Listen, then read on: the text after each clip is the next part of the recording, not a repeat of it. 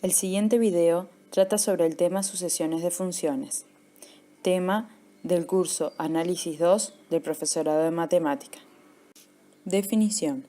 Una sucesión de funciones es una función de dominio n o también D, formado por todos los naturales a partir de cierto natural n sub 0, y codominio el conjunto de funciones reales.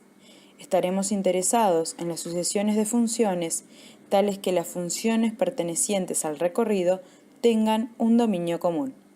Es decir, la sucesión f sub n, con n perteneciente a los naturales, es una sucesión en la que para cada n perteneciente a los naturales, su imagen, la función f sub n, cumple que f sub n tiene dominio x y codominio R. Cabe observar que para cada x perteneciente a ese conjunto x, obtenemos una sucesión f sub n de x formada por las imágenes que tiene x en las distintas f sub n. Como ejemplo, consideremos la sucesión f sub n, donde a cada n natural le corresponde la función f sub n de 0 a 1 en R con f sub n de x igual 1 sobre nx más 1. En la presente figura presentamos los gráficos de algunas de las funciones de la sucesión. Podemos ver que para un determinado valor de la variable, por ejemplo, si toma x igual 0,4, sus imágenes tienden a 0, excepto para x igual 0, que independientemente de n, se tiene que f sub n de 0 es 1. Considerando estos límites puntuales, se define una función que está representada en rojo y que es a la que llamaremos función límite puntual. Definición de convergencia puntual. Como vimos en el ejemplo anterior, para los x pertenecientes a x, en los que la sucesión real f sub n de x es convergente, tenemos un único número real asociado a él, el límite de f sub n de x con n tendiendo a más infinito. La función límite puntual es la definida de la siguiente manera. F de S en R dada por f de x es igual al límite de f sub n de x con n tendiendo a más infinito, donde el conjunto S está definido por los x que pertenecen a x, tal que f sub n de x es convergente. Nótese que no tenemos interés en el dominio común que pueden tener las f sub n, sino en el subconjunto de este, al que llamamos S, para cuyos elementos la sucesión real f sub n de x converge. En el ejemplo anterior, la función límite es f tal que f de x es igual 1 si x es igual a 0 y 0 si x pertenece al intervalo 0, 1. En resumen, decimos que f sub n converge puntualmente en S a la función f si y solo si para cada x perteneciente a S el límite de f sub n de x es igual a f de x. Usando la notación más habitual y desarrollando la definición de límite, podemos escribir la definición anterior de la siguiente manera. F sub n converge puntualmente a f en S si y solo si para todo x perteneciente a S, para todo epsilon mayor que 0, existe un p perteneciente a n tal que para todo n mayor que p, el valor absoluto de f sub n de x menos f de x es menor que epsilon. Ejemplo de que la convergencia puntual no nos asegura la conservación de propiedades. En la imagen podemos ver que cada f sub n es continua en el intervalo 0, 1 y sin embargo la función límite puntual no es continua en 0. Lo mismo sucede con la derivabilidad. Cada f sub n es derivable en 0 por derecha, pero la función límite puntual no lo es. Sin embargo, en este caso, la función límite puntual sí conserva la integrabilidad en 0, 1. Definición de convergencia uniforme.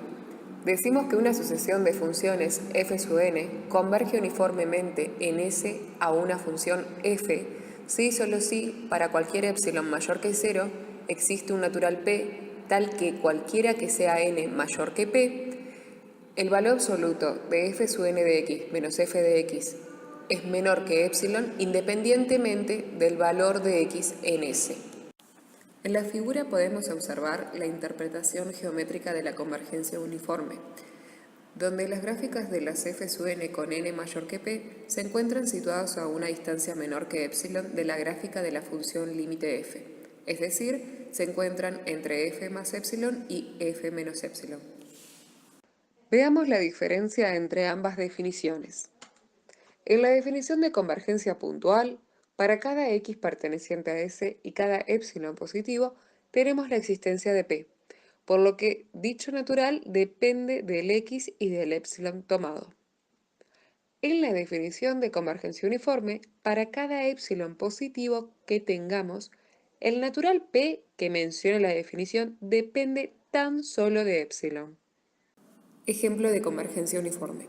Consideremos la sucesión de funciones f sub n, donde a cada n perteneciente a los naturales le corresponde la función f sub n del intervalo 0, 1 en R con f sub n de x igual x dividido nx más 1. Observemos que para averiguar si la sucesión de funciones f sub n converge uniformemente en el intervalo 0, 1, es imprescindible la función límite puntual. En este caso, f es la función nula. Dado un epsilon, basta tomar n mayor a 1 sobre epsilon para demostrar que la sucesión de funciones f sub n converge uniformemente en el intervalo 0, 1 a la función nula. Teorema de conservación de la continuidad.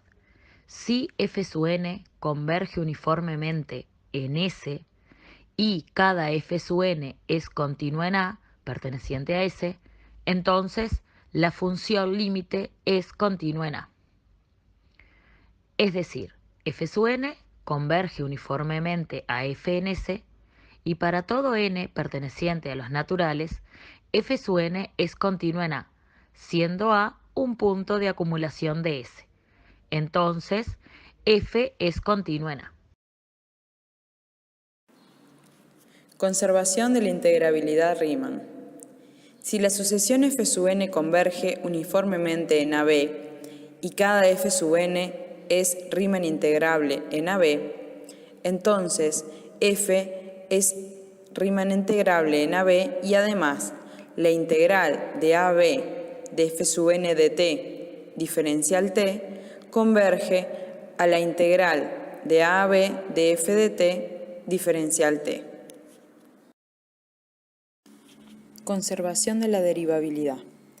Sea f sub n una sucesión de funciones de clase C1, o sea que sus derivadas son continuas en un intervalo i, la sucesión f sub n de A converge en algún A perteneciente a i y las derivadas de las f sub n convergen uniformemente a una función que llamamos g.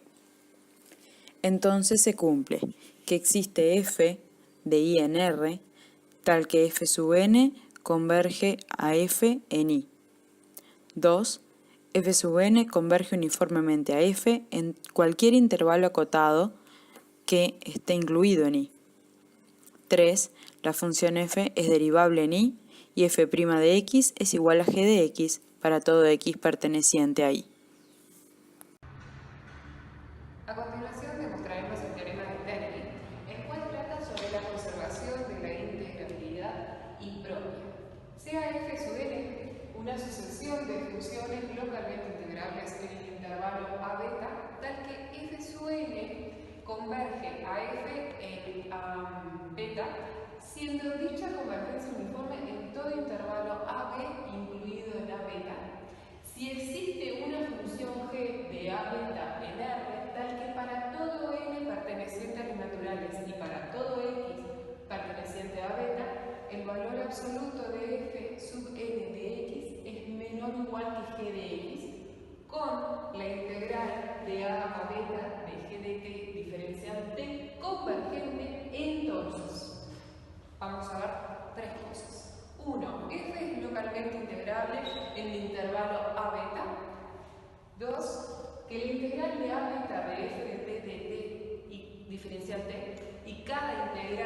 de A beta de F sub n de t diferencial t son absolutamente convergentes y que el límite de la integral es igual a la integral del límite. Para demostrar que f es localmente integrable en el intervalo a beta, vamos a utilizar que f sub n es localmente integrable en el intervalo a beta. Entonces, para cualquier intervalo AB incluido en A beta, cada f sub n es Riemann integrable. También sabemos, por hipótesis, que f sub n converge uniformemente a f en A beta. Entonces, utilizando el teorema de conservación de la integrabilidad Riemann, f es Riemann integrable en AB, en el intervalo AB. Entonces, utilizando la definición de localmente integrable, f es localmente integrable en el intervalo AB. En el punto número 2 vamos a demostrar que la integral de a beta de f de t diferencial t y cada integral de a beta de f sub n de t diferencial t son absolutamente convergentes. Tenemos que para cada n perteneciente a las naturales se tiene que, para todo x perteneciente a beta, el valor absoluto de f sub n de x es menor o igual a g de x. Entonces se cumple que para todo x perteneciente a beta, el valor absoluto de f de x también es menor o igual a g de x. Sabemos por hipótesis que la integral de a beta de g de t diferencial t converge. Entonces, por el criterio de comparación de integrales impropias, podemos decir que para cada n perteneciente a las naturales, la integral de a beta de f sub n de t diferencial t converge absolutamente y además la integral de a beta de f de t diferencial t converge absolutamente. En el punto 3 demostraremos que el límite de la integral es igual a la integral del límite. Sea epsilon mayor que 0, probaremos que existe un p perteneciente a las naturales tal que para todo n mayor que p, el valor absoluto de la integral de a beta de f sub n de t diferencial t menos la integral de a beta de f de t diferencial t es menor que epsilon. Para cualquier b que pertenece al intervalo a beta, podemos escribir la integral de a beta de f sub n de t diferencial t como suma de integrales, siendo estas la integral de a beta de f sub n de t diferencial t más la integral de b a beta de f sub n de t diferencial t. También a la integral de a beta de f de t diferencial t podemos hacer lo mismo, escribirla como suma de dos integrales. La primera integral de a a b, la segunda integral de b a beta. Eso dentro de valor absoluto. Aplicando la desigualdad triangular, tenemos que es menor o igual que el valor absoluto de la integral de a a b de f sub n de t diferencial t menos la integral de a a b de f de t diferencial t más el valor absoluto de la integral de b a beta de f sub n de t diferencial t más el valor absoluto de la integral de b a beta de f de t diferencial t. Por propiedad de integrales, lo mencionado es menor o igual a la suma de las integrales de los valores absolutos. Esto es menor o igual entonces que la integral de a a b del valor absoluto de f sub n de t menos f de t diferencial t más el doble de la integral de a a beta de g de t diferencial t. ¿Por qué se cumple esto del doble de la integral de a beta de g de t diferencial t? Porque por hipótesis sabemos que el valor absoluto de f sub n de t es menor o igual que g de t. Y sabemos que el valor absoluto de f de t es menor o igual que g de t. Entonces, la desigualdad se cumple. Para finalizar, vamos a ver que, por hipótesis, sabemos que la integral de a beta de g de t diferencial t converge. Por lo tanto, podemos encontrar un épsilon de manera que esta este término sea menor que epsilon sobre 2. De la misma manera, vemos que fijando B, como la sucesión f sub n converge uniformemente a f, existe P perteneciente a las naturales, tal que para todo n mayor que P, se cumple que la integral de A a B del valor absoluto de f sub n de t menos f de t diferencial t es menor que epsilon sobre 2. O sea que esto acá es menor que epsilon sobre 2. Hemos hallado P perteneciente a los naturales, de manera que para todo n mayor que P se va a cumplir que el valor absoluto de la integral de A a beta de f sub n de t diferencial t menos la integral de A a beta de f de t diferencial t sea menor que epsilon, con lo cual se concluye la tercera regla.